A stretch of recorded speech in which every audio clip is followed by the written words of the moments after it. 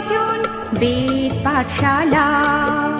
রীতি দুয়ার দাও খুলে করো শ্রবণ, প্রভুরই বচন বেদ পাঠশালা। প্রিয় শ্রোতা বন্ধু, বেদ পাঠশালা অনুষ্ঠানে আপনাকে জানায় সাদর অভ্যর্থনা। আজ আপনি কি জীবনে স্বর্গীয় শান্তি লাভ করতে চান, আত্মিকভাবে ঈশ্বরের সান্নিধ্য লাভ করতে চান? তাহলে অবশ্যই শুনুন আজকের অনুষ্ঠান বেদ পাঠশালা।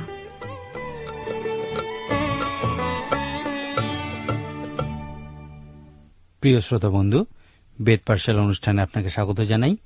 এই অনুষ্ঠানে এখন আমরা মথেলিখিত সুসমাচার অধ্যয়ন করছি। গতদিনে আমরা দেখেছি যে যীশুখ্রিস্ট বিভিন্ন উপমার মধ্যে দিয়ে শিক্ষা দিতেন। এই উপমা হচ্ছে গল্পের মধ্যে দিয়ে কোনো সত্য স্পষ্ট রূপে প্রদর্শন করা। মথি 13 অধ্যায়কে বাইবেলে মহান উপমার অধ্যায় বলা হয়। এখানে প্রথমেই আমরা যে উপমাটি দেখি তাকে বলা হয় বীজ বপকের দৃষ্টান্ত। আমরা দেখি লেখা আছে, তিনি কহিলেন, দেখো, বীজ বপক বীজ বপন করিতে গেল।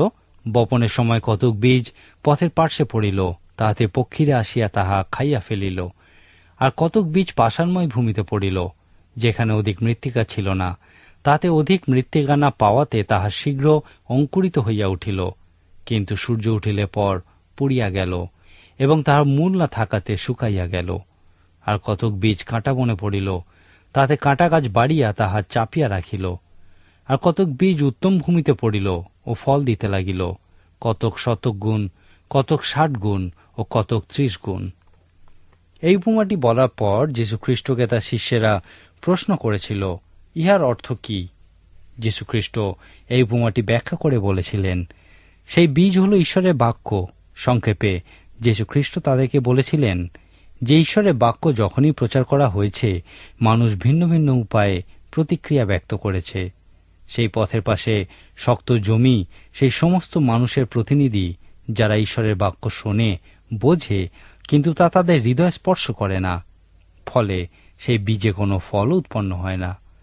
সেই শক্ত পাথুরে জমি সেই সমস্ত মানুষের প্রতিনিধি, যারা ঈশ্বরের বাক্য শুনে আনন্দপূর্বক গ্রহণ করে, কিন্তু তা মাত্র অল্পকাল তাদের হৃদয়ে স্থির থাকে।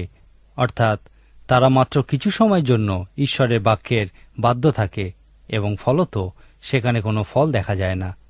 এরপর যীশুখ্রিস্ট বলেছেন, সেই বীজ এমন ভূমিতে পড়েছিল যেখানে মাটির কোনো সমস্যা ছিল না, কিন্তু বিভিন্ন কাঁটা গাছ সেই বীজ থেকে উৎপন্ন গাছকে চেপে রেখেছিল। এই জমি হচ্ছে সেই সমস্ত মানুষের প্রতিনিধি, যারা ঈশ্বরের বাক্য শোনে ও তা অন্তরে গ্রহণ করে। তারা ঈশ্বরের বাক্যের প্রতি প্রকৃতই বাধ্য হতে চায়, কিন্তু তারা শয়তানের চাতুরীর কাছে পরাজিত হয়। সংসারের চিন্তা, ধন সম্পদের মায়া তাদের মধ্যে ঈশ্বরের বাক্যকে চেপে রাখে, ফলে তারা ফলহীন হয়। এরপর যীশুখ্রিস্ট সেই চতুর্থ জমির বিষয়ে বলেছেন, যা প্রকৃত ফল উৎপন্ন করে।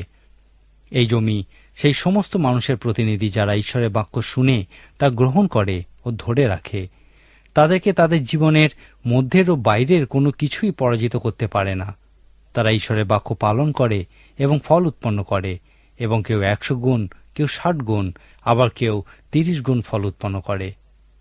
এখন এই বীজ বপকের দৃষ্টান্ত থেকে আমরা আধ্যাত্মিক ব্যক্তিগত আবেদন রূপে কি দেখতে পাই?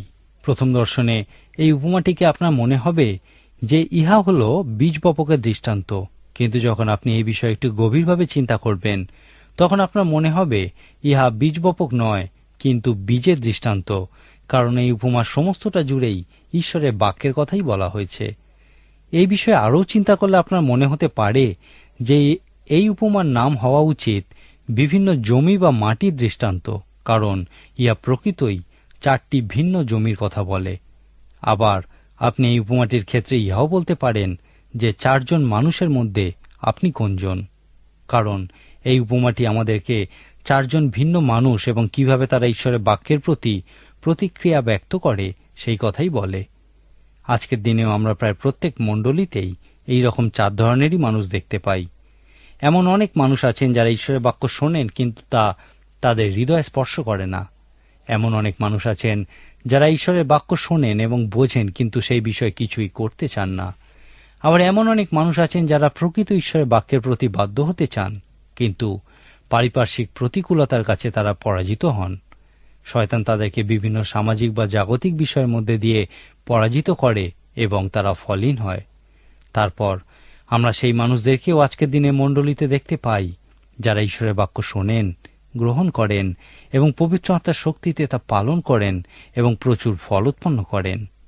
কিন্তু ইহা খুবই সত্য যে এই এত মানুষের সংখ্যা আজকের দিনে খুবই কম। আমার মনে হয় এই উপমা আমাদের কাছে যে আবেদন রাখে তা হল, তোমরা কিভাবে ঈশ্বরের বাক্য শ্রবণ করছ সেই বিষয়ে চিন্তা করো। ইহাই হল এই উপমার মূল কথা। যখনই আপনি পবিত্র শাস্ত্র অধ্যয়ন করবেন, তখন মনে রাখুন 4 প্রকারে আমরা পবিত্র শাস্ত্রের প্রতি আমাদের প্রতিক্রিয়া ব্যক্ত করতে পারি এবং তাদের মধ্যে মাত্র 1 প্রকারেই ফল উৎপন্ন করা যায়। আপনি যখন পবিত্র শাস্ত্র পড়েন তখন কিভাবে তা শ্রবণ করেন? যারা পবিত্র শাস্ত্র শিক্ষা দিয়ে থাকেন তারা খুব সহজ ও সরল করে তা শিক্ষা দিন, যেন প্রত্যেকে তা বুঝতে পারে। না হলে তাদের মধ্যে দিয়ে কোনো ফলই উৎপন্ন হবে না। যখন আপনি শিক্ষা দেন তা শুধুমাত্র সহজ ও সরল হলেই যথেষ্ট হবে না, সেই শিক্ষার প্রয়োগের বিষয়ে জোর দিন। আপনি যাকেই শিক্ষা দেবেন তাকে সর্বদা পবিত্র শাস্ত্রের প্রতি বাধ্য থাকতে এবং তা প্রয়োগ করতে শিক্ষা দিন। এই উপমা অনুযায়ী কোনো কিছুই ঘটে না যতক্ষণ না পবিত্র শাস্ত্র বুঝে তা প্রয়োগ করা হয়। যখন আপনি বুঝবেন যে মানুষ শুধুমাত্র ঈশ্বরের বাক্য বোঝা এবং তা পালন করার মধ্যে দিয়েই সমস্ত কাঁটার উপরে বিজয় লাভ করতে পারে, তখন আপনি ঈশ্বরের উপর নির্ভরতার বিষয়ে উপলব্ধি করতে পারবেন। প্রত্যেকেরই এই বিষয়ে উপলব্ধি করা উচিত যে আমি পারি না, কিন্তু তিনি পারেন এবং তিনি আমার সঙ্গে আছেন। প্রেরিতদের কার্যবিবরণী পুস্তকের 6 অধ্যায় যখন মণ্ডলী বৃদ্ধিলাভ করতে শুরু করেছিল, তখন শিষ্যেরা একটা খুবই গুরুত্বপূর্ণ সিদ্ধান্ত নিয়েছিল। তারা সমস্ত বিশ্বাসী বর্গকে ডেকে বলেছিল, আমরা যে ঈশ্বরের বাক্য ত্যাগ করিয়া ভোজনের পরিচর্যা করি, ইহা উপযুক্ত নহে। কিন্তু হে ভাতৃগণ, তোমরা আপনাদের মধ্য হইতে সুখ্যাতিপন্ন এবং আত্মায় ও বিজ্ঞতায় পূর্ণ 7 জনকে দেখিয়া লও, তাহাদিওকে আমরা এই কার্যে ভার দিব, কিন্তু আমরা প্রার্থনায় ও বাক্যের পরিচর্যায় নিবিষ্ট থাকিব। ফল সর্বদা প্রার্থনা এবং ঈশ্বরের বাক্যের পরিচর্যার মধ্যে দিয়েই আসে। পবিত্র আত্মার সাহায্য ছাড়া কেউ কোনোভাবে অন্য কারুকে ঈশ্বরের বাক্য উপলব্ধি করাতে পারে না। পবিত্র শাস্ত্র বলে যে পবিত্র আত্মাই মানুষকে পবিত্র শাস্ত্র শিক্ষা দেয়। ইহা বলে ঈশ্বরই তার মহান ইচ্ছানুযায়ী তোমার মধ্যে দিয়ে কাজ করেন। আমরা মানুষকে পবিত্র শাস্ত্র শিক্ষা দেওয়ার মধ্যে দিয়ে পবিত্র শাস্ত্র বাক্য পালন করার ইচ্ছা দিতে পারি না। এখান থেকেই আমরা বুঝতে পারি যে প্রার্থনা এবং বাক্যের পরিচর্যায় নিবিষ্ট থাকার অর্থ কি। ইহাই হল বীজ বপকের দৃষ্টান্তের মূল শিক্ষা। এর পরের উপমাটিও কিছুটা বীজ বপকের দৃষ্টান্তের মতোই মনে হয়। এখানে যীশুখ্রিস্ট বলেছেন, পরে তিনি তাহাদের কাছে আরেক দৃষ্টান্ত উপস্থিত করিলেন, কহিলেন, স্বর্গরাজ্যকে এমন এক ব্যক্তির সহিত তুলনা করা যায়, যিনি আপন ক্ষেত্রে ভালো বীজ বপন করিলেন, কিন্তু লোকে নিদ্রা গেলে পর তাহার শত্রু আসিয়া ওই গমের মধ্যে শ্যামা ঘাসের বীজ বপন করিয়া চলিয়া গেল। পরে যখন বীজ অঙ্কুরিত হইয়া ফল দিল, তখন শ্যামা ঘাসও প্রকাশ হইয়া পড়িল। তাহাতে সেই গৃহকর্তার দাসের আসিয়া তাহাকে কহিল, মহাশয়, আপনি কি নিজ ক্ষেত্রে ভালো বীজ বুনেন নাই? তবে শ্যামা ঘাস কোথা হইতে হইল? তিনি তাদিওকে কহিলেন, কোন শত্রু ইহা করিয়াছে। দাসেরা তাহাকে কহিল, তবে আপনি কি এমন ইচ্ছা করেন যে আমরা গিয়া তাহা সংগ্রহ করি? তিনি কহিলেন, না, কি জানি, শ্যামা ঘাস সংগ্রহ করিবার সময় তোমরা তাহার সহিত গমও উপড়াইয়া ফেলিবে।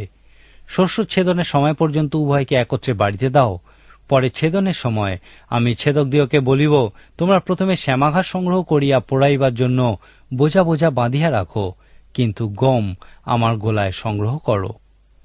এই উপমাটার ক্ষেত্রে যীশুখ্রিস্টের ব্যাখ্যা ইহাকে বীজ বপকের দৃষ্টান্ত থেকে আলাদা করে।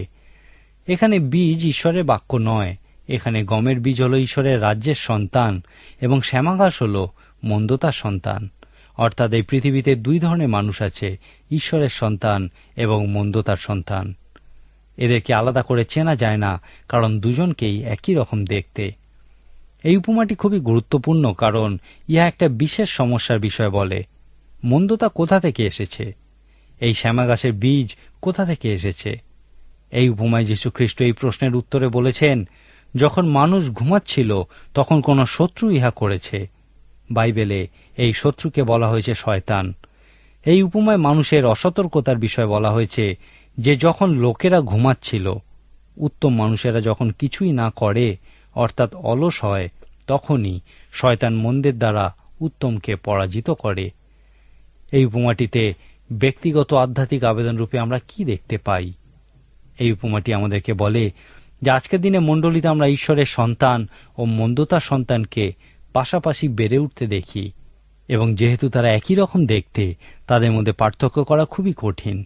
বিভিন্ন মণ্ডলী পালকেরা বলেন যে এই পার্থক্য করা প্রকৃতই কঠিন, এবং এই পার্থক্যের বিষয়ে জানার প্রয়োজনটাই বা কি?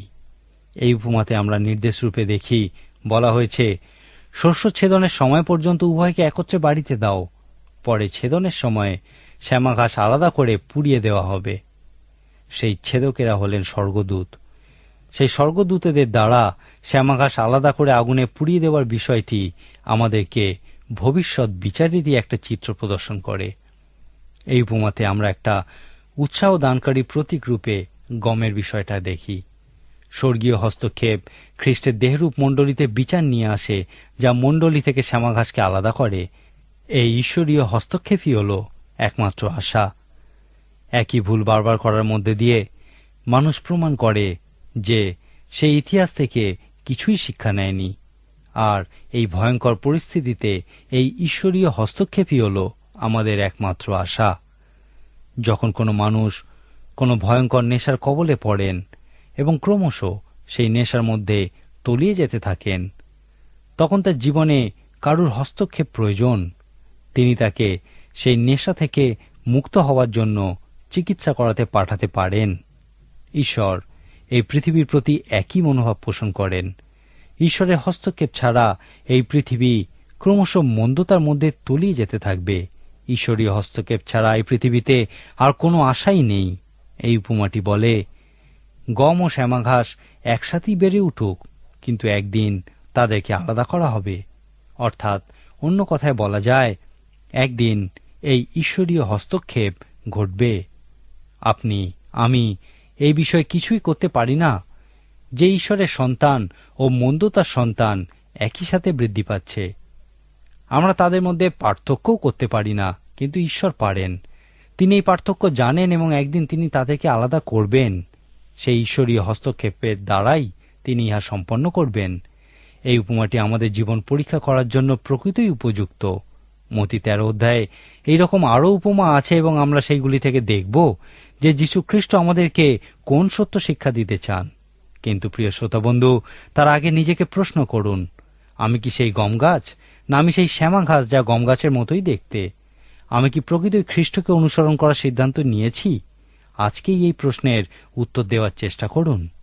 আজকের মতো তাহলে এখানেই শেষ করি। ঈশ্বর আপনার মঙ্গল করুন। প্রিয় শ্রোতা বন্ধু, যদি বাইবেল সম্পর্কে বিস্তারিতভাবে জানতে চান, তাহলে আমাদের ঠিকানায় যোগাযোগ করুন। আমাদের ঠিকানা হল বেদ পাঠশালা, বিশ্ববাণী, পোস্ট বক্স নম্বর 16925, কলিকাতা 700034। আবার বলছি, বেদ পাঠশালা, বিশ্ববাণী, পোস্ট বক্স নম্বর 16925, কলিকাতা 700034। নমস্কার।